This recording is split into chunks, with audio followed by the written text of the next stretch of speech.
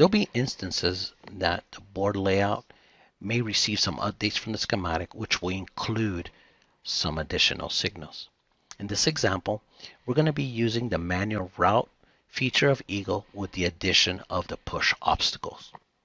I'm going to go ahead and activate the route command. I'm going to activate the push obstacle option. I'm going to accommodate my trace width.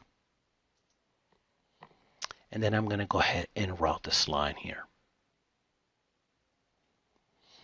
Traditionally, you would actually have to manually move those other traces. That way you could accommodate this new trace that you want to do.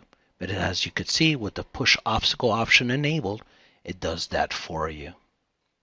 In addition to this, also, if you place vias throughout this trace, the additional traces surrounding it will actually move to accommodate the via. I'll move it to the bottom here.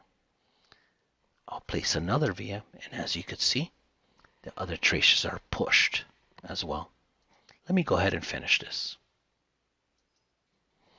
Now, another additional feature of this push obstacle routing is to increase your wire width on your lines.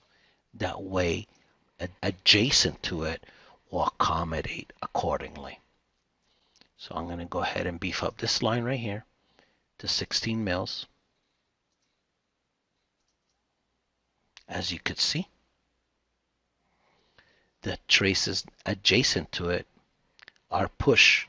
That way the new width could be used. Now there's some instances in which the push obstacle will have certain limitations, such as if you have locked traces, it will not push any locked traces. If there is already existing vias in the area, vias will not be pushed either. Thank you for joining me.